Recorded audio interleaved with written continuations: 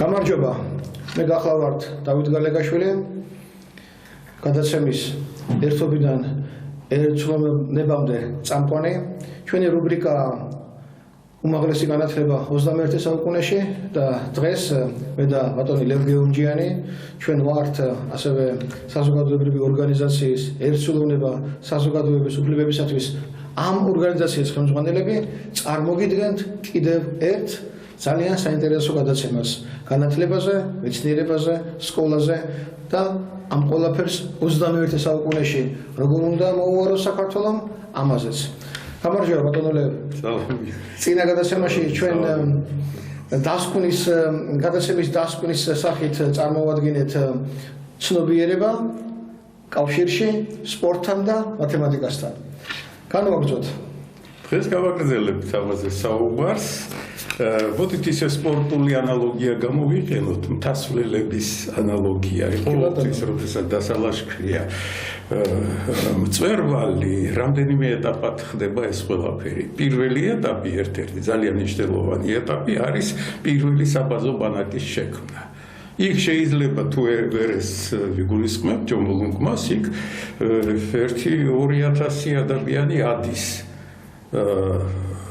ტვირთი სატანა საკმაოდ სერიოზული სამუშაოა და იქ იწყება უკვე იმ გუნდების შერჩევა, რომლებიც მიემართებიან უკვე მწვერვალისაკენ და კიდევ რამდენიმე ასეთი საბაზო ბანაკის გაწყობა იგეგმება და საბოლოო ჯამში მწვერვალზე ადის რამდენიმე ადამიანი, მაგრამ მათ მიღწევაში ყველა იღებს მონაწილეობას, ვინც საბაზო ბანაკში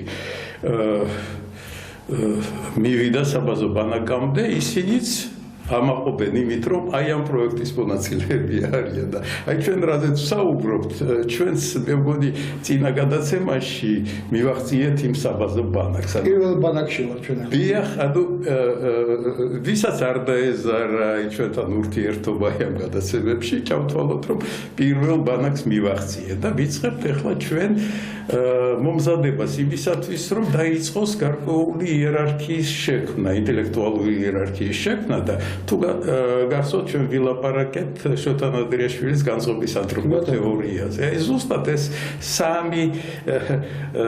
სამი დონე განვითარების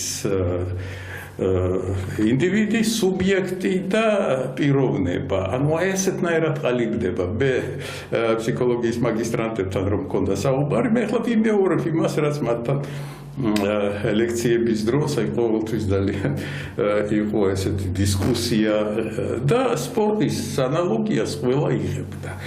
და ჩვენ თუ ისევ დაუბრუნდებით აი ამ ჩვენ მოდელს და ძალიან კარგად გამოჩნდა, ვნახე რომ აი ეს მწვანე ხან ქრებოდა, ხან ჩნდებოდა სხვაფერად. ანუ ცნობიერებაც აი ესეთი რაღაცა არის, რომელიც ხან ვართ ცნობიერი არსებები, ხან კარგავ ცნობიერებას.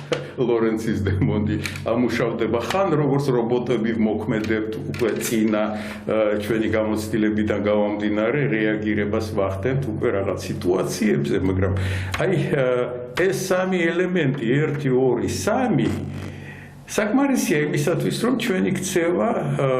ჩვენი ქცევა ავხსნათ და ჩვენ ინტელექტუალური განვითარების საერთოდ საფუძვლებზეც და განვითარების ტექნოლოგიაზეც ვიმსჯელოთ. აი მე მგონი აი ჩვენ საუბრობთ აქამდე თქვენ უკვე გაასწარით მოვლენებს და მითხარით რომ სკოლა, სამელემენტიანი სკოლა, აი ზუსტად აი ჩვენ მივდივართ იმისაკენ რომ დავლაშქროთ ის მაღალი მწვერვალი და ბოლოს მივახციოთ იმას, რომ კონდეს გარკვეული წარმოდგენა ახალ სკოლაზე, რომლის გარეშე არ გამოვა უმაღლესი განათლება. აი აქამდე თითქოს გადავედით სხვა ასპარეზზე, მაგრამ ამის გარეშე არ გამოვა უმაღლესი განათლება. თუ ამაზე არ იზრუნა უმაღლესმა განათლებამ, თუ არ ჩაწუდა ამის პრობლემატიკაში და რა ახასიათებს ცნობიერებას პირველ რიგში. აი რა გვაქვს ჩვენ ესეთი რაღაცა მოპოვებული, ჩავთვალოთ საიდუმლო, მაგრამ არ უნდა იყოს ეს საიდუმლო, ეს არის მათემატიკა.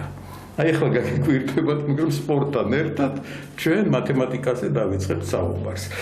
და დასვნა გავაკეთოთ ასეთი, რომ აი როდესაც საუბარია ჩვენ ქვეცნობიერ ევოლუციურად შეძენილ ქცევის მოდელებს, ამ მოდელებს გავხსნით, როდესაც აი ჩვენ დეტალურად შევეხებით, რაღაც მაგალითებს განვიხილავთ.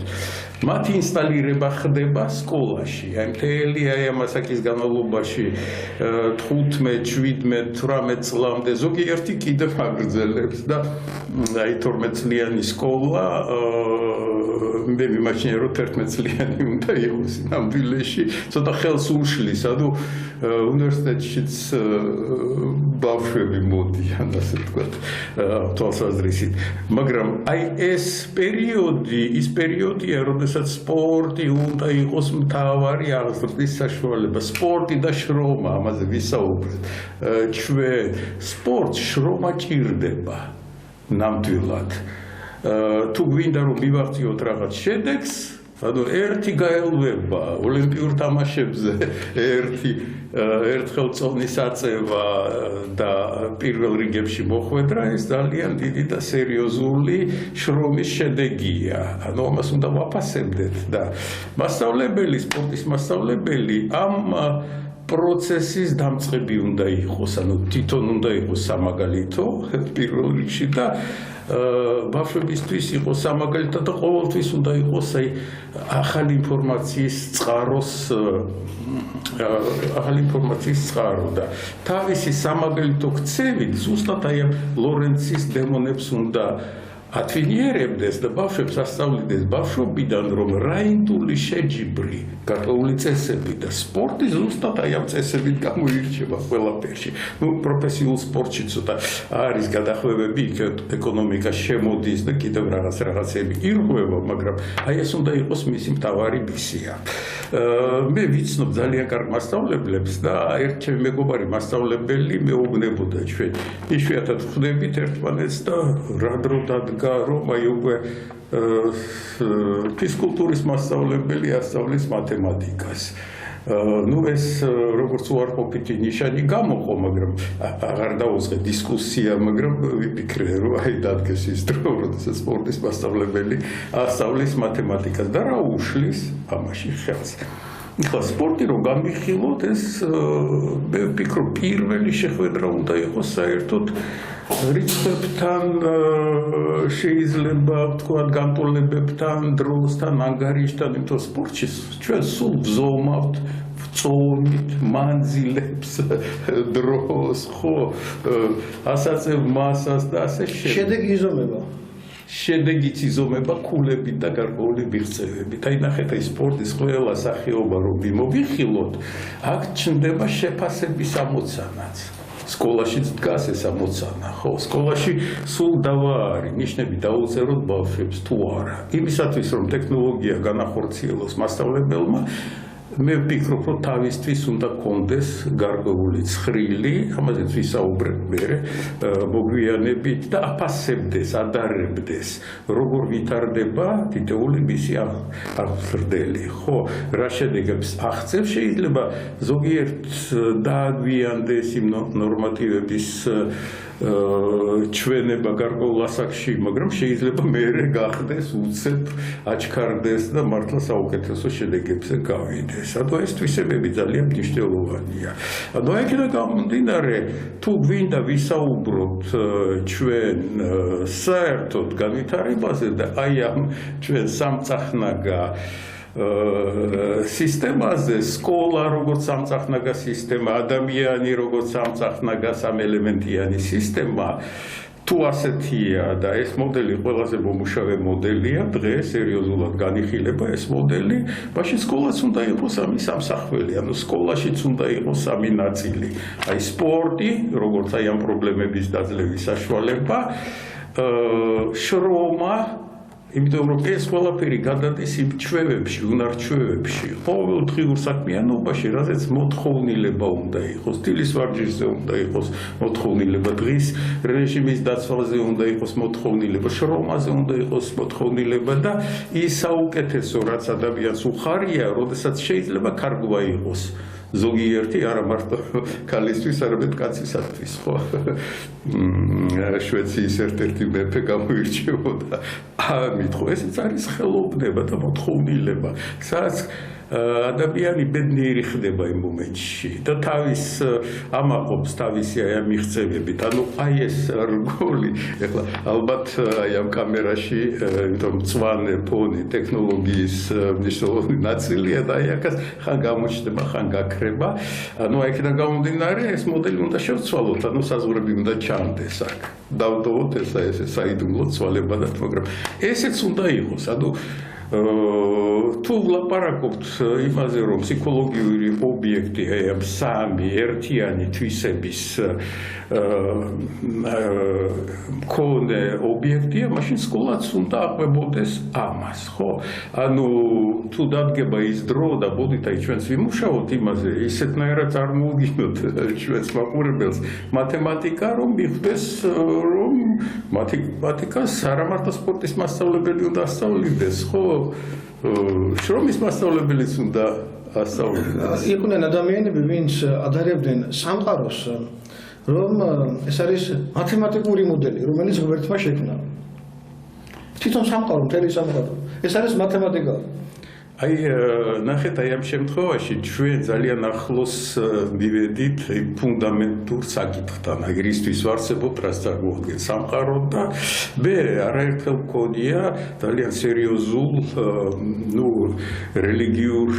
რელიგიაში მოღვაწე პიროვნებებთან, რომლებიც სწავლობდნენ აი ამ მოვლენას მაღალი ეკლესიური იერარქიის ადამიანებთან და ჩვენ ყოველთვის აი გვქონდა ურთიერთობა აი ასეთი, აი ნახეთ, აი მწვანე და მწვანე, ყოველთვის გვესმოდა ერთმანეთს და ვთანხმდებოდით იმაზე, რომ ჩვენ ადამიანები ვეძებთ ერთიან გონივრულ საწყის ყველაფრის აგებაში. რელიგიამ ისტორიულად ჩამოყალიბდა გარკვეული მოძღვრებით, გარკვეული იერარქიით, უძლიერესი კულტურით დღეისათვის. მეცნიერება თავის გზით მიდის. რელიგიას თუ ჩვენ დავიწყებთ რელიგიაზე საუბარს, ათასობით წელია იყო კულტურის მთავარი შექმნილი წყარო და განვითარების წყარო და ამ ამოცანასაც ასრულებდა, როდესაც ადამიანები ერთმანეთს ხვდებოდნენ და აი ეს პრობლემა ჩნდება, მაშინ რელიგიური მცნებები ამას არეგულირებდნენ. ზუსტად ამას. დღემდე ეს საუკეთესო კულტურული მონაპოვარია. მე არა ვარ მორწმუნე, მაგრამ ისინი მეუბნებიან, თქვენს ხართ მორწმუნე, თქვენს ეძებთ თქვენი მეთოდები, თქვენი მიდგომებით და ვეთანხმები და მათემატიკა ამ შემთხვევაში გამოდის მეცნიერების მხრიდან როგორც ის საუკეთესო მიდგომა, რომელიც სამყაროს კავშირებს გვაჩვენებს.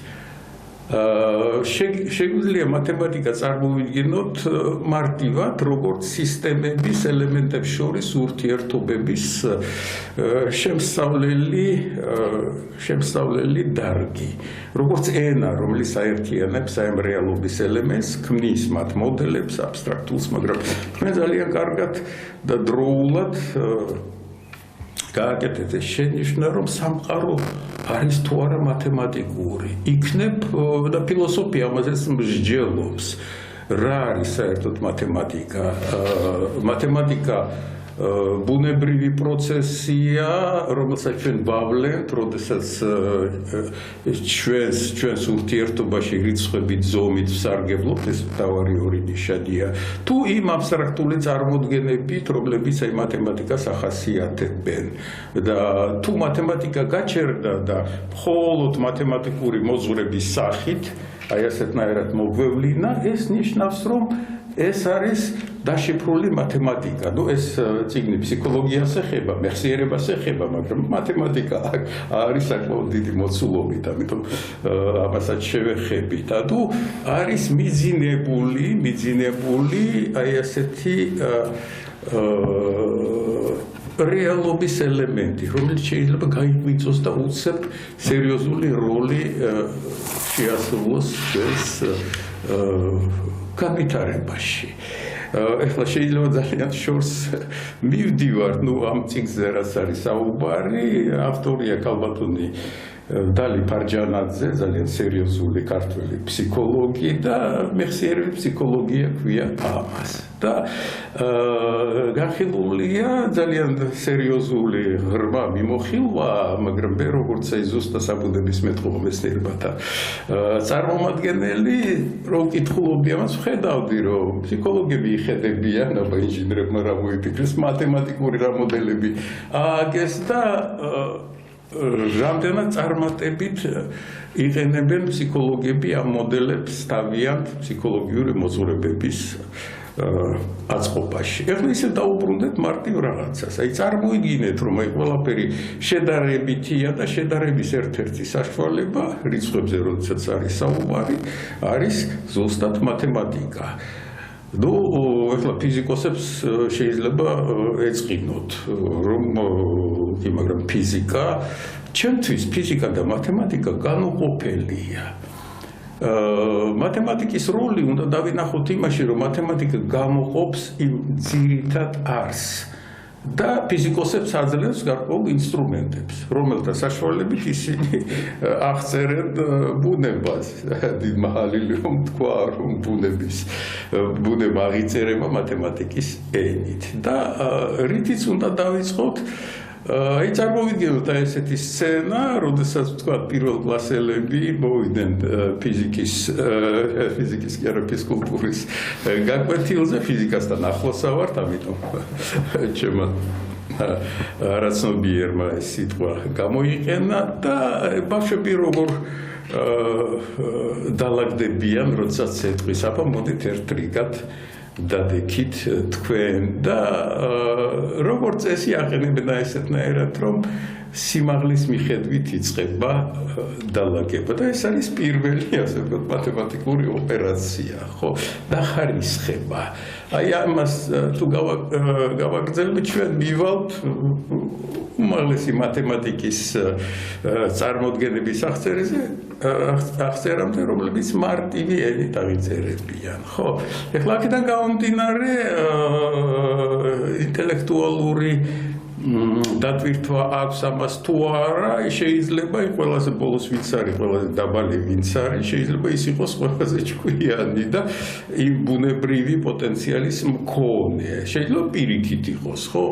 ამას არ აქვს არავითარი მნიშვნელობა, მაგრამ ეს არის პირველი და აი როდესაც დალაგდებიან, ჩემი ასე ვთქვათ, ოცნება არის, როდესაც ბავშვები ბუნებრივად დალაგდებიან ესეთნაირად, კითხოს, აი რატო დალაგდით ესეთნაირად? ხო, მეგონი სიტუაცია უნდა შექმნას, როდესაც ისინი თვითონ მიხვდებიან და თვით ორგანიზებას დაიწყებენ, რომ აი მოდით რაღაცნაირად, აი მათი პირველი იერარქიული, ასე ვთქვათ, იერარქიული სისტემის შექმნის ქვეცნობიერი ნიშნები გამოჩნდება, ის რაც ლორენცს ახასიათებს, ხო, ასეთნაირად დალაგდებიან და შეხედავენ ერთმანეთს და მე მგონი უპასუხებენ ამას, რომ ის ყველაზე მაღალია, მე ყველაზე დაბალია, ხო?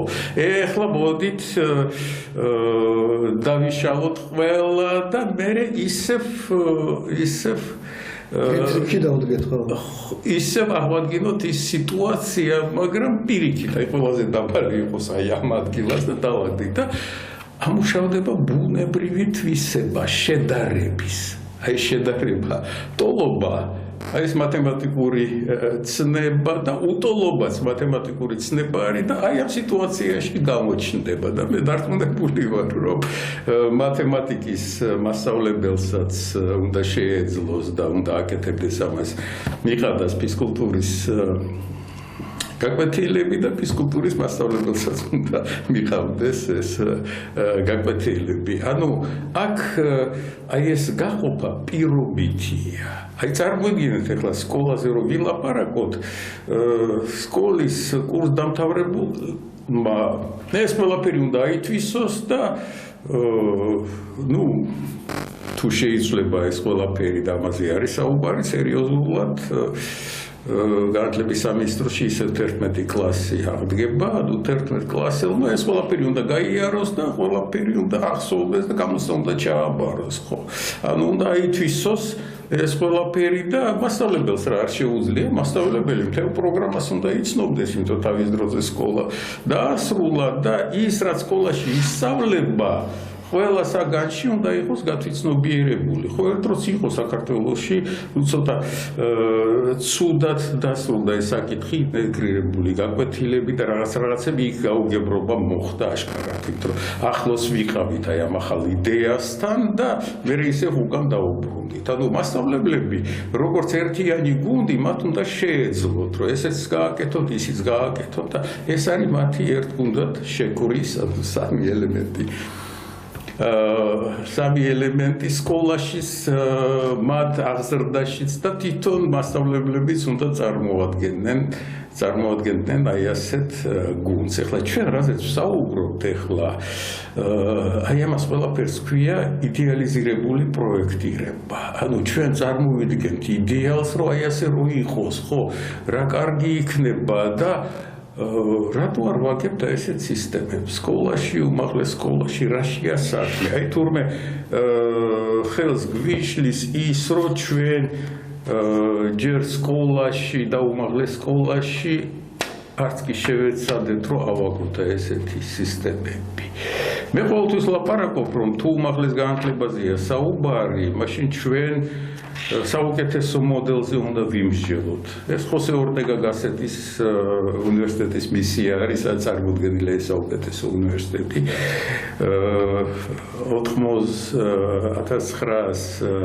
1934 წელს იყო ის შეხვედრა სტუდენტებთან, მე ემიგრაციაში დაწერა ის წიგნი და ზუსტად სკოლაზე საუბრობს, როგორც სამელემენტიან სისტემაზე და ასეთ რაღაცას იძახის, რომ აი ეს სამელემენტიანი სისტემა უნდა იყოს კულტურა, რომელიც აგრესიულობას დაუპირისპირდება და ნამდვილად აი სპორტიდან ჩვენ პირდაპირ ერთი ნაბიჯია კულტურამდე. სპორტიც არის კულტურის ნაწილი. ანუ ეს ყველაფერი ერთად იძლევა თვისობრივად. ფიზიკური კულტურა ამიტომაც ერქვა.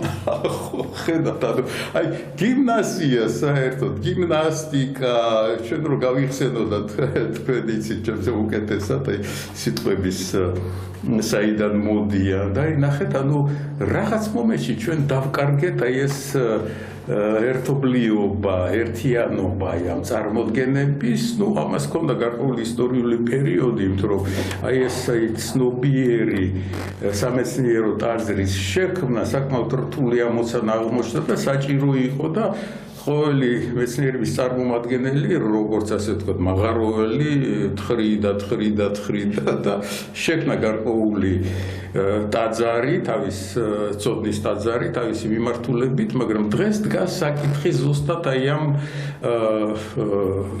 მონაპოვრის უკვე სისტემურად წარმოდგენა. აი, როდესაც კოლეგები ასეთნაირად ეტყვიან სტუდენტს ან მოსწავლეს, ჯერ ის უნდა ისწავლოს აწყისები, ეს ძალიან დიდი შეცდომა არის. ყოველთვის ჩვენ სისტემურად თავარი რაღაცა უნდა მოუყვეთ მათ, რომ აი ასეთია. მერე დავიწყოთ ამის დეტალიზაცია და ვინც დაინტერესდება ყველაზე ასე ვთქვათ, აი დაბა დეტალიზაციის ყველაზე დაბალი დონე პირობითად არის. დაბალი არის მხოლოდ აი ამ წარმოდგენათა პირამიდაში და პირველ რიგში სკოლაში და უნივერსიტეტში ჩვენ რეალობაში არსებობის რეცეპტები უნდა მივცეთ. აი, როდესაც აი ახლა მივედით ჩვენ გარკვეულ დასკვნამდე, მათემატიკა რისთვის გვჭირდება ჩვენ, რომ უკეთესად დავალაგოთ ჩვენი ცხოვრება. რომ საათზე ვიყურებოდეთ, რაც შეიძლება ხშირად, ვიცოდეთ კალენდარი რას წარმოადგენს, ზომა არის. ხო და პირველია ესეთი გაკვეთილი, სადაც სპორტი და მათემატიკა გაერთიანდება, ალბათ უნდა იყოს ესეთი რამ დაიშალეთ და მოდით ეხლა ისე ვავაწყოთ ერთ შერეგაში დადექით და რაღაცა ესეთი ტიპის ამოცანები და მე ბავშვებს ვკითხოთ, რატო დავაგდით ასეთნაირად, ხო? და დაიწყებენ ფიქრს და აი ამ კლასში ნებისმიერი როგორც კი არ უნდა იყოს, იტყვის, რომ აი ჯერ დავდექით ჩვენა ესეთნაირად, მაგრამ მე დავიწყებ გადალაგება, შედარებით. აბა გავიხედე იქით და ვიცით რომ ვთქვათ ის პეტრე თუ ივანე ყველაზე მაღალია და ისაც დადგა ის ყველაზე დაბალია და აქედან ვაწყობ. ანუ აი ესეთი გადარჩევის ალგორითმი ძალიან მნიშვნელოვანია საერთოდ. თქვენ წარმოიდგინეთ, როდესაც ჩვენ გადაწყვეტილებას ვიღებთ რაღაცაზე ყოველთვის, როდესაც გვაქვს მოვლენათა მრავალსახეობა, დაგყვავს ეს ყველაფერი იქამდე რომ ორი შესადარი სიტუაცია გქონდეს და არჩევანსაც ესეთნაირად ვაკეთებთ. როდესაც სამია, მაშინ ვიწყებთ უფრო რთული სისტემის აწყობას. როდესაც უფრო მეტია, მაშინ მეტი ფაქტორები გჭირდება და მაშინ შეიძლება უმაღლესი მათემატიკაც დაგჭირდეს და გარკვეული ლოგიკა, მაგრამ პირველად, აი პირველობითი ჩვენი ესეთი შეგრძნება და საქმიანობა არის ზუსტად ესეთი გადარჩევა. აი პირადი გამოცდილება ძალიან სერიოზული რაღაც არის. ჩვენ ყველა სარგებლობთ ჩვენი პირადი გამოცდილებით და ჩვენი ბიბლიოთეკაც რომელსაც ემსახურება ცნობიერება და ეს ბიბლიოთეკა რო აი აქ ავტომატურ რეჟიმში როგორ აქვს უკვე აწყობილი ზუსტად აი პირადი გამოცდილების შედეგია და ნუ ისეთნაირად აღმოჩნდა როგორც ჩანს აი ჩემი დამახასიათებელი თვისება არის რომ მე მახსოვს აი ის მომენტები როდესაც აი რაღაც გაელვება ხდებოდა და მახსოვს ის სიტუაცია, ერთ-ერთი სიტუაცია იყო, როდესაც ძაღლების გამოფენაზე ვიყავით. ჩემი ქალიშვილი პატარა იყო, საკმაოდ ასაკოვადი ვიყავი და დავინახე ეს მაგალითი და ანუ ჯიშის საუკეთესო წარმომადგენლის შერჩევა იყო. დადგნენ ისინი თავიანთი ნომრით და ესე წრეს და დაიწყეს მოძრაობა და ჟური აფასებდა აქედან და იძახავდა ნომერ მესამე ერთი პოზიციით წინ გადაადგილდით და სათბირობდნენ და ეუბნებოდნენ აი თქვენ ანუ კარნახობდნენ ასეთნაირად და საბოლოო ჯამში აი ამ ცდების შედეგად დაალაგდა გარკვეული მიმდევრობა რომ აი პირველი ნომერი არ იყო, მაგრამ ცნობილი იყო რომ ამ ნომერზე ჯიში საუკეთესო წარმომადგენელი ესენი დაალაგდნენ და მე უყურებდი, მე მივხვდი მაშინათვე რა მოხდება და ჩემ ქალიშვილს უყურებდი 6 წლის იყო მაშინ თუ არ ვცდები და მისთვის გახდა ეს ყველაფერი როგორც პროცედურა, ნორმალური პროცედურა თუ გვინდა ჩვენ რაღაცა დავახარისხოთ, ჩვენ აი ამ ხელს უნდა მივმართოთ. აი ჩემთვის ეს ყველაფერი რომ აი ესეთ ნათელ მაგალითი არ მინახია, მაგრამ იქიდან გამომდინარე მე უკვე გამოცდილებას მივიღე ამაში და ხშირად ამას უნდა ვაკეთებდეთ. ანუ ეხლა ისევ სპორტს რომ მივახლოვდეთ, აი როდესაც აი სპორტის გაკვეთილები, ამაზე მუშაობა პირველივე კლასიდან იწყება და აი სპორტის და მათემატიკის იდეალურ მასწავლებელი მაქვს წარმოდგენილი მე რომელიც აი ამას იტყოდა აი ამას თქვენ გაიგებთ აი მათემატიკის გაკვეთილზე რომელიც გექნება თქვენ ორ კვირაში ან სამ კვირაში როგორ უნდა გადაებას ცნობიერებაში სპორტი და მათემატიკა ერთი ორგანიზმი როგორ უნდა ისწავლოს მასწავლებელმაც და ბავშვმაც ნახეთ პროგრამა უნდა დაალაგდეს ასეთნაირად რომ ავტორიტეტი სპორტის მასწავლებელი უკვე უნება რომ თქვენ ამას გაიგებთ და ბავშვი უნდა იყოს უკვე მომზადებული იმისათვის რომ გავიგებ რაღაც ახალ ცოდნას.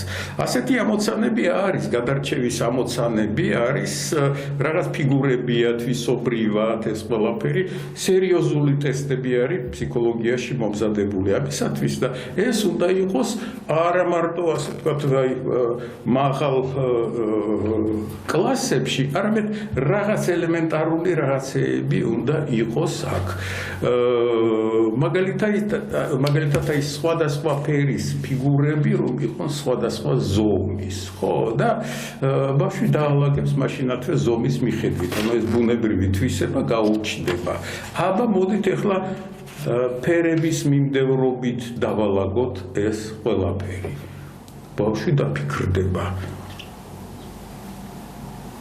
თუ ვეტყვით რომ აბა ცისარტყელა თუ გინახიათ აი მოდით ჩემი არსებალი დატარე თუ ნახია და თუ უფიქრია ბავს ამაზე მაშინათ იტყვის ხო აი ეს აი ასეთი აი მახსოვს მაშინათ მოიტადბირებენ ბავშვები და ამას ყველაფერს დაალაგებენ და მასწავლებელი უნდა ეხმარებოდეს აი ამ სიტუაციაში აი წარმოიდგინეთ რომ ეს იქნება პირველი აი მათემატიკური ოპერაცია და ფიზიკური ასე ვთქვათ ობიექტი მოვლენა და მაშინათვე გაჩნდება შეკითხვა კი მაგრამ ცისარტყელა რატო ჩდება როგორ ჩდება რა პირობებში ჩდება და რა თქმა უნდა ვერ მოახერხებთ რომ ყველაფერი ავხსნათ მაგრამ მზად უნდა ვიყოთ ამისათვის და აი ესეთი გაკვეთილები და სპორტიდან დაწყებული ყოველთვის ჩნდება გარკვეული ასპარეზი რომ ბავშვი სულ უნდა ელოდებოდეს სკოლაში უნდა მოდიოდეს აი დღეს რას გავიგებ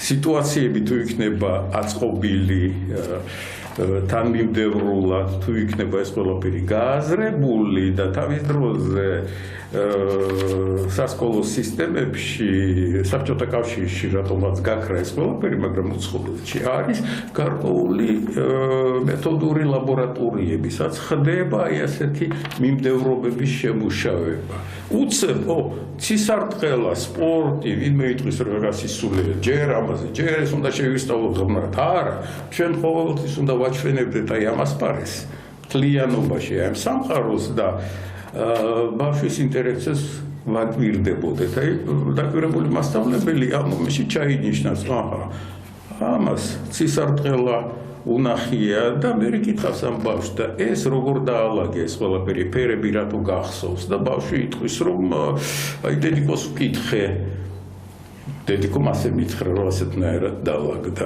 მე მქონდა ესეთი შემთხვევები როცა საკმაოდ მომზადებული ბავშვი მოდიოდა და ბევრი რაღაცა იცოდა და მაშინათვე აი ამ გუნდში არა მარტო სპორტში არამედ სასწავლო პროცესშიც ლიდერი ჩნდება და აი ამ ლიდერს ერთვება აი ასეთი მოთხოვნილება რომ რაც ესმის სხვებსაც აუხსნას ამით აი ამ ლორენცის დემონის გარკვეულ ამოცანას ასრულებს ამ ინტელექტუალურ იერარქიაში რომელიც იწყებს კლასში ჩამოყალიბებას უკვე ლიდერი ხდება თვალსაზრისით მაგრამ ეს ყველაფერი ამ ასაკში ხდება მშვიდობიანად ამაზე ბრძოლა არ უწევს ხო აი უნივერსიტეტში როცა 13 წლის განმავლობაში ვმუშაობდი ელექტრონული და ელექტრონული ინჟინერიის მიმართულებით ჩამოვაყალიბეთ ყოველთვის ვცდილობდი ამ წოდნიდან გამომდინარე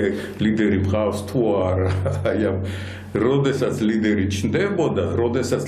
ჩნდებოდა ელექტრონიკის შესავალ კურსზე და ასეთი ლიდერები მყავდა მაშინ ყველაფერი იყო კარგად როდესაც აი ესეთი ლიდერი რაღაც მიზეზის გამო მიდიოდა გუნდი უცებ ჩერდებოდა ანუ ერთი სტუდენტი მყავდა რომელიც იყო ოლიმპიადების გამარჯვებული ასეთი ისეთი ბათუმელი იყო და როგორც ჩანს აი მშობლებმა რაღაც მომენტში უთხრეს რომ მოდი დაანებე ამას თავი ჩვენ მეზღვაურები ვარ და მოჭარი ჩვენ უნდა გააგრძელო ეს საქმე დაბრუნდა და საკმაოდ მის კარიერას შორეულად ვაკვირდები და ყველაფერი არის წესრიგში ანუ აქაც მიიღო გარკვეული ცოდნა გადაწყვეტილებაც მიიღო რომ დაუბრუნდეს იმ ოჯახურ საქმიანობას და ყველაფერი დაალაგდა მაგრამ გუნდმა წააგო მე ამ ლიდერს მქონდა აშკარად ну მოახერხეთ რაღაცნაირად აი სერიოზული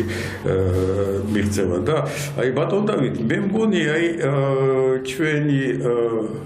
ჩვენი მაყურებელიც უკვე დამეთანხმება რომ აქ არაფერი არ არის ესეთი განსაკუთრებული მათემატიკაზე როგორც ზოომით და რიცხვით სარგებლობის ინსტრუმენტზე ვილაპარაკეთ ჩვენ და როგორც წესი ბავშვები რომ მოდიან სკოლაში უკვე თვლა იციან ჩემ დროს სკოლაში პირველ კლასში ეს სათვლელი ჭხირები იყო რაღაც ინსტრუმენტები იყო მაგრამ დღეს უკვე მოდიან და ამით უკვე სარგებლობენ და როდესაც სტუდენტებსაც ვეკითხები თულა იციან, რა თქმა უნდა, პირველ კურსელებს ვეკითხები, რომ მაინც და მაინც რატო არის 10 რიცხვი? აი ეხლაც მე ვცდილობ, რომ ჩვენ საუბარში დავანახოთ ჩვენს მაყურებელს, რომ ყოველთვის პრაქტიკასთან და ბუნებასთან ახლოს უნდა ვიყოთ. რატო არის ათეული, 10-ბიტის სისტემა ყოველთვის ჩვენთან და როდესაც დიდ აუდიტორიაში ვეკითხები სტუდენტებს, აუცილებლად აღმოჩნდება სტუდენტი აუდიტორიაში, ნუ სადღაც 120-მდე სტუდენტი მყავდა ხოლმე, რომელიც აი ესეთნაირად გიჩვენებს. კითხების რაოდენობა. დიახ, ანუ ეს არის ის ინსტრუმენტი, რომელიც გვაძლევს საშუალებას, რომ ჩვენ შევადაროთ, ანუ ჩვენი, აი ვთქვათ, ორი ადამიანი ძველ დროს, რამდენიმე 1000 წლის წინ ანგარიშობს, ვთქვათ, ცხვარს, ხო? დათვალა ასეთნაირად ერთი ათეული ჩამოაყალიბა, აიღო ქვა და დაადო, რომ ერთი ათეული არის. აი რიცხვითი სისტემები ასეთნაირად ჩამოყალიბდა. ხო და მე ვეკითხები კი, მაგრამ სხვა რიცხვითი სისტემები თუ არსებობს, სხვა რიცხვითი სისტემები, მაშინათვე ნუ შეიძლება ზოგიერთმა თქვას, რომ ორობითი სისტემა, მაგრამ ვეუბნები, რომ დღესაც ვიყენებ ჩვენ 12-ობით რიცხვით სისტემას, აი დუჟინები რასაც ქვია, ხო, ნახეთ 1 2 3 4 5 დოზენ ინგლისურად. ხო, აი ზუსტად ჯუჟინა რუსულად, დოზენ ინგლისურად. ხო, ხედავთ, ესეც იყო ინსტრუმენტი, იმიტომ რომ 10-ბიტი მაინც და მაინც არ იყო მოსახერხებელი, იმიტომ 2-ად იყოფა, მაგრამ 3-ად გვიჭირს უკვე, ხო, 4-ად გვიჭირს და ამიტომ აირჩიეს, რომ ეს ჯობია, რომ ჩვენ ამით ვისარგებლოთ. ნუ ყოველ შემთხვევაში ელექტრული და ელექტრონული ინჟინერია და პროგრამირება აირჩია, რომ 12-ბიტი სისტემა აირჩიოს და აი პირველი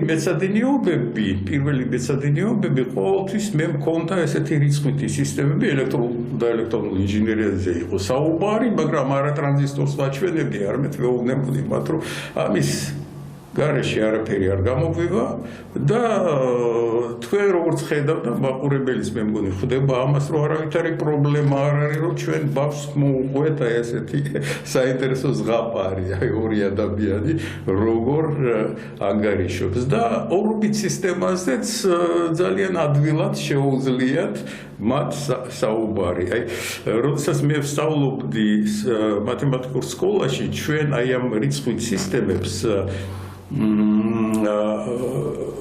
დეტალურად არ ვეხებოდით. იყო ერთი გაკვეთილი, კვირაში ერთხელ იყო, თითქოს უმაღლესი მათემატიკის გაკვეთილი, ნუ ერქვა ასეთნაირად, იყო რაღაც ფრაგმენტები და აი თქვენ წარმოიდგინეთ, რომ მაშინ სკოლაში ვერ გავიგეთ ორობითი სისტემის შინაარსი, ორობითი სისტემის შინაარსი, რაში მდგომარეობდა და ფორმალურად იყო, რომ ორობიტიდან 10-ბიტზე ასე შეგვიძლია გადასვლა, ისე შეგვიძლია გადასვლა და მე სტუდენტებს ვეუბნები ხოლმე, რომ ნახეთ, აი ჩვენ როდესაც ერთი თანრიგიდან, ანუ 10 მნიშვნელობა გვაქვს, გადავდივართ მეორეში, ქვა გვაქვს აქ, ხო? აი დავდეთ. ხო და ესეთნაირად ვაწყობთ აი ამ რიცხვებს, რომ მათი მიმდევრობა რაღაცას გვიჩვენებს. და ერთი გვაქვს ჩვენ 1 2 3 4 და ასე შემდეგ, მეორე თანრიგში გვაქვს უკვე იგივე, მაგრამ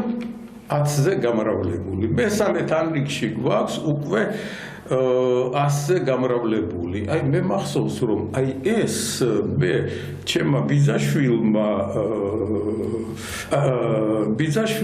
რომელიც ჩემზე უფროსი იყო, მომიყვა, როდესაც პირველ კლასში ვიყავი და უცებ დავინახე, რომ მე შემიძლია მილიონამდე ვთვალო, შემიძლია მილიარდამდე ვთვალო და ეს ყველაფერი ასე ვიზუალურად დალაგებული აღმოჩნდა. და მე ამ ექსპერიმენტებს ვატარებდი, კარგი გაგებით ექსპერიმენტებს, რომ ბავშვებს რო აუწნიდით ამას, ვეთყოდი, აი ესეთნაირად, აი ქვები, რაღაც ობიექტები, აი ესეთნაირად თუ ვალაგებთ, ყველაფერი ნორმალურად არის და ბავშვებს ვეუბნები, რომ აი წარმოიდგინეთ სპილოების ცივილიზაცია. სპილოს აქვს ხორთუმი, როგორც სასიგნალო საშუალება და ჩვენ სპილომ შეგვიძლია ინფორმაცია ჩვენ მოგვაწოდოს თავის ხორთუმის მდგომარეობით, ხო? სპილოს თუ აქვს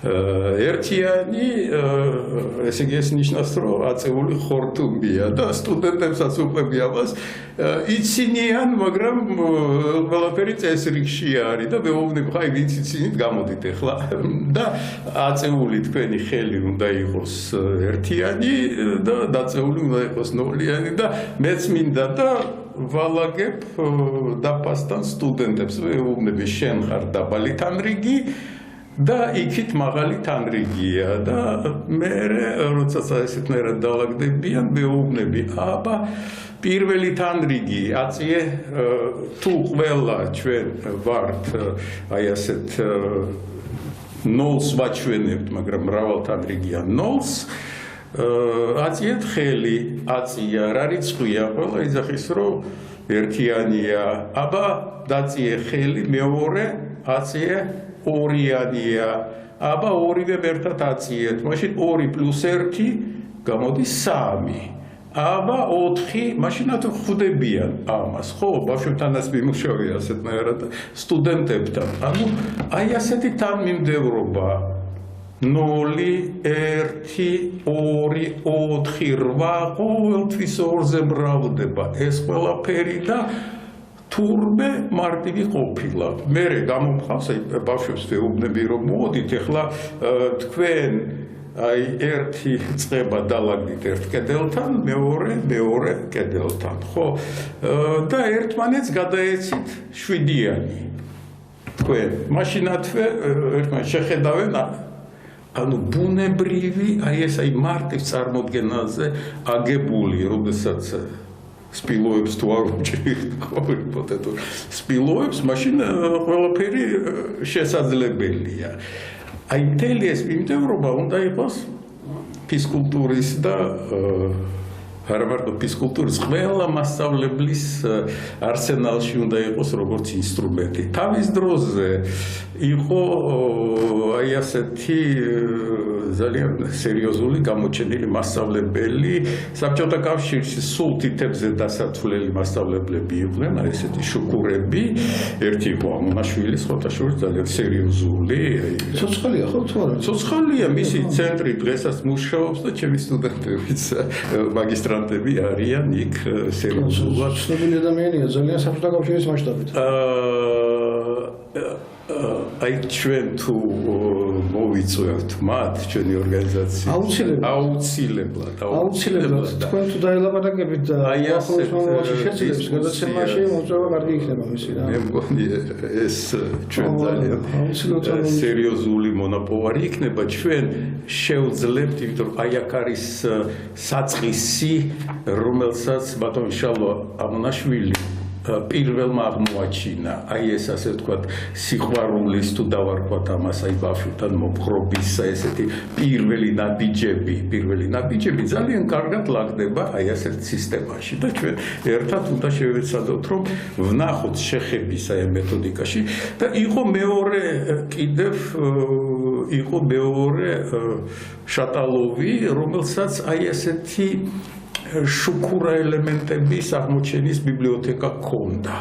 რომ რაღაცა განსხვავებული წარმოდგენები, საიდანაც გამომდინარე, ჩვენ შეგვიძლია მათემატიკა ავაწყოთ, შეგვიძლია ფიზიკა ავაწყოთ, ძირითადად ფიზიკაზე და მათემატიკაზე იყო საუბარი. ანუ აი აქ ახლა მე ვცდილობ და მე მგონი რაღაცა გამოგვდის, იმიტომ საბაზო ბანაკზე ვიმყოფებით, ჩვენ ვაგებთ იმ წარმოდგენას და ვეუბნები ახლა ისევ დაუბრუნდეთ ორობით სისტემას, ვეუბნები რა არის მათემატიკური განტოლება საერთოდ და რა შეიძლება იყოს მათემატიკური განტოლების ფიზიკური ასე ვთქვათ მოდელი, საგანი.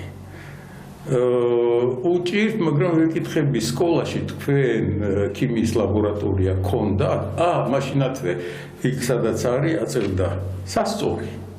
პერკეტიანი სასწორი, ხო? ანუ აი ეს არის წონასწორობის სიმბოლო და სიტუაცია. განტოლების არსი. განტოლების ფიზიკური არსი. აი აქ ფიზიკა და მათემატიკა ახლოს არიან ერთმანეთთან. მე მინდა რომ აი დღეს აი ესეთი წარმოდგენა შევქმნათ, რომ ეს ძალიან სერიოზული ინსტრუმენტია და ამ ინსტრუმენტით დაუფლება პრობლემას არ წარმოადგენს ნორმალური ადამიანისთვის. ანუ ეხლა მე ძალიან დიდი იმედი მაქვს, რომ პირველ რიგში მშობლები გვიყურებენ ამას და მშობლებიც მასწავლებელია და მშობელიც უნდა იყოს გათვითცნობიერებული აი ამ რაღაცაში. იმიტომ სარგებლობთ ჩვენ ყოველდღიურად მათემატიკური წარმოდგენები დავიწყოთ ამით, ხო? აი მშობლების სკოლაც უნდა იყოს მიბმული, მე ვფიქრობ, აი ჩვენ მომავალ პროექტში მასწავლებელთა სკოლასთან. თავის დროზე ასეთი მშობლების სკოლა იმ ქვეყნებში იყო შექმნილი, აი ესეთი წარმოდგენა, რომლებაც დიდ შედეგს მიაღწიეს ტაივანი, სინგაპური, ჰონგ-კონგი, სამხრეთ კორეა, რომელიც იწყებდა კრიზისული დონიდან და როდესაც ამერიკა მიხვდა, რომ მისი მეთოდოლოგია, ამერიკელების მეთოდოლოგია არის, რომ თურმე ამერიკა ჩამოურჩა და პრეზიდენტი ობამა იძახოდა, რომ მშობლებისთვის, ახალგაზრდა მშობლებისთვის სკოლები უნდა შევქმნათ, მაგრამ თუ სათანადოდ არ იყო ეს ორგანიზებული, ჩვენ უნდა შევეცადოთ, რომ ესეთი ელექტორიუმი მშობლებისთვისაც იყოს და ამ პროექტს საპილოტო პროექტი განვახორციელეთ ჩემს კარგ მეგობართან, ქალბატონ ლია კურკულთან ერთად, ჩვენ ვიმუშავეთ ამაზე მშობლებთან, კულინარიის მაგალითებზე, იქაც რიცხვის და ზომის წარმოდგენა მუშაობს, ხო? თან ესთეტიკური მომენტიც არის და თან მივიხმევთ ამას, ხო? ესეც არის გარკვეული სპორტის და მეტოქიობის აი ესეთი ასპარეზი ძალიან მნიშვნელოვანი, მაგრამ დაუბრუნდეთ ისევ ამას და მეუბნები, აბა მოდით ახლა ჩვენ ავწონოთ აი ამ ბერკეტებიანი სასწორით.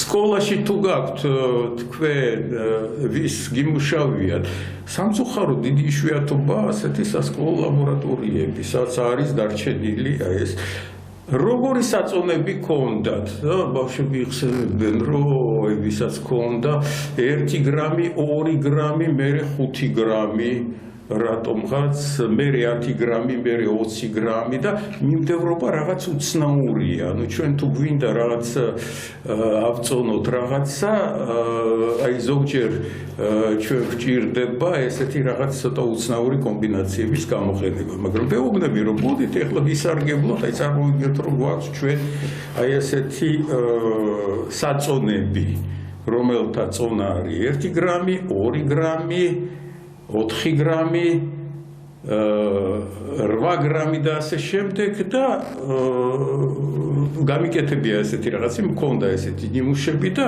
ხედავთ ისინი, რომ ეს ყველაზე კარგი სისტემა არის ასაწონად, თურმე. ხო, რომ პრაქტიკულად აი ამ რიცხვებით ჩვენ არ გვჭირდება ვთქვათ, რომ იმისათვის რომ კონდეს ორჯერ ვთქვათ 2 ცალი 10 გრამიანი რაღაც სიტუაციაში და ეს არის მწყობრი სისტემა, რომელიც გვაძლევს საშუალებას, რომ ნებისმიერი რიცხვი გამოვხატოთ. და აი აქედან გამომდინარე, მე გარკვეული პროცედურებით უკვე გადავდივარ და ისინი მარტივად ორობითიდან 10-ბიტში გადაყავთ, 10-ბიტიდან ორობიტში და თქვენ წარმოიდგინეთ, რომ ამ შედეგში როგორ წმუნდებოდი, ანუ მე ყოველ წელიწადს მყავდა 500-600 სტუდენტი საფაკულტეტო კურსზე და ეს იყო მათი საგამოცდო ამოცანები შუალედურ გამოცდაზე და ფინალურზე და ეს იყო პირველი გავარჯიშება, ეს იყო საერთოდ საგამოცდო შეკითხვების და საგამოცდო პროცესის შეჯამების საშუალება, სხვათაშორის აი ფსიქოლოგიური მიდგომით იყო, ფუნდამენტური ფსიქოლოგიური მიდგომით იყო აწყობილი და მიჩვენებთ, რომ ამას ითვისებენ. ანუ ორობითიდან 10-ბიტში გადაყვანა ეს ყველაფერი აღარ უჭირთ. ანუ ის ამოცანა, რომელიც აი სირთულეს წარმოადგენდა, როდესაც მე ვსწავლობდი სკოლაში, ხო აი ესეთნაირად მოვიფიქრე, აუხსედი და არა მარტო მე, დარწმუნებული ვარ სხვებსაც, კოლეგებსაც, სპეციალისტებსაც, ვინც ამას იყენებდა, აქვთ ეს ყველაფერი. ანუ აი აქ მეგობრებო, ვაპრებლებო, ბატონ დავით, აი ნახეთ თითქოს მათემატიკა თითქოს კი არა, ნამდვილად მათემატიკის საწყისებზეა საუბარი, მაგრამ არც ერთი ფორმულა არ დაგვიწერია, მაგრამ ვიცახით, რომ აი ნახეთ, აი ასეთი ანალოგია. ზოგიერთი ის რომ საცბილოები, სადესის, მაგრამ სასიგნალო ნიშნებია ეს ყველაფერი. ბატონო ლევ, ეხლა წინა გადაცემის შემდეგ, უკვე დღევანდელი გადაცემით გამოიკვეთა ოდნავ უფრო წინწასული სურათი. როგორც ხედავ, ახლა მდევის მაყურებელსაც გავუზიარო ჩემი ის რაც ვისწავლე, ის აი ჩემი რაც არის ახლა ამ შემთხვევაში პიროვნულად ხომ, რაც ბატონი ლევისგან მოვისმინე და ვისწავლე. ასეთნაირად წარმომიდგება ფიზკულტურა, რომელიც თავის თავში ნიშნავს შრომას. ხო, ამ ეპოქამ თანამედროვე ეპოქამ მე-20 საუკუნე, 19 საუკუნე შრომა და სპორტი ერთ დიდ სფეროში მოაქცია. ადრე შრომა იყო, სპორტი როგორც ასეთი ძალიან იშვიათად ხდებოდა ანტიკურ საბერძნეთში, ოლიმპიადების სახით და შემდეგ რაინდების ბრძოლების სახით, მაგრამ ის არ იყო სისტემური მთელი მსოფლიოსთვის, მაგრამ მე-20 საუკუნიდან, ალბათ მე-19-ში, მე-19-ის ბოლოდან მოხდა ისე, რომ შრომა ნელ-ნელა გამოისახა როგორც სპორტი და ამათი უკვე ერთიანი სახე სპორტით გამოითქმება. ამასთან დაკავშირებული ასევე საქალაქო ცხოვრებაც, ქალაქი განსხვავდება სოფლისაგან, აქ შრომა ქალაქში არის, მაგრამ ისეთი არა როგორც იყო სოფელში, ხო? ესე იგი, ჩვენ საძირკველი გვაქვს სპორტი, რომელიც შრომასაც გულისხმობს, ასაც ვლაპარაკობთ, ეს გადადის ხიდით მათემატიკასთან, როგორც სამყაროს აგებულებასთან და მათემატიკამ თავის თავში მოაქცია, ასევე როგორც თქვენ ახლა მოვიღებით, ფიზიკის ელემენტები და ქიმიაც შემოიყვანა უკვე. ესე იგი, ჩვენ ვიყავით სპორტი, მათემატიკა, დღევანდელმა გადაცემამ მე ასე გამაგებინა, რომ ეს ნიშნავს სპორტი, ნიშნავს ასევე შრომას და მათემატიკა ნიშნავს ასევე ფიზიკასაც და ქიმიასაც, სადაც გაზომვადია. დიახ, მაგრამ სპორტიდან რო შემოდის მათემატიკა და აი ეს ცნებები, გაზომვის რიცხვი და ასე შემდეგ, შემოდის როგორც საჭირო ინსტრუმენტი. როგორც რაღაც ზოგადი წარმოდგენა კი არა, როგორც ინსტრუმენტი და ბავშვები ძალიან სწრაფად სწავლობენ აი ამ სპორტით დაკავებული ბავშვები უფრო კარგად სწავლობენ მათემატიკას, ვიდრე ისინი, ვინც სპორტში არ არიან ჩართულები. საერთოდ აი შევეცდები მოვიყვანო ჩემი სტუდენტი საბაკალავრო ნაშრომის და საერთოდ პუბლიკაცია გამოვიდა საერთაშორისო ასე ვთქვათ გამოცემაში ამის შესახებ, რომ სპორტით დაკავებული სტუდენტები უკეთესად სწავლობენ. ერთხელ უკვე ეს ფაქტი და აი ეს არის სტიმული. აქედან თუ შემოვა და ვინც დაინტერესდება ამის შინაარსით, უკეთესად ისწავლის მერე მათემატიკის გაკვეთილზე, სადაც გარკვეული ტერმინოლოგიით იქნება ეს ცნებები წარმოდგენილი.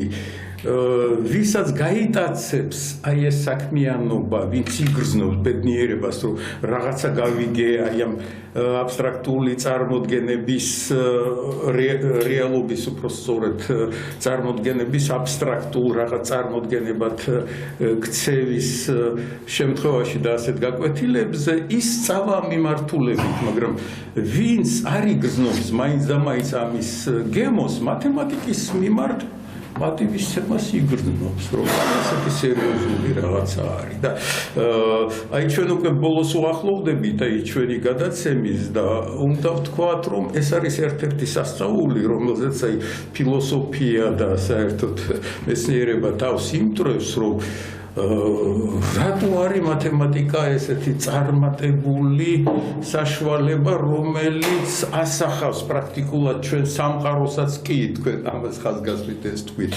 ფიზიკურ მოვლენებს რა ინსტრუმენტია ისეთი, ხო? ეხლა მე ვერ გაგცემთ ამაზე პასუხს, დღესდღეობით თავს ვიმტრევ, ვერ პოულობთ ამას, ალბათ ჩვენი ფსიქოლოგიის იმ ნაწილში აი ერთიანი გონივრული საწყისის ჩამოყალიბებაში ვიპოვით რაღაც ამის ახსნას, მაგრამ მივიღოთ როგორც ფაქტი.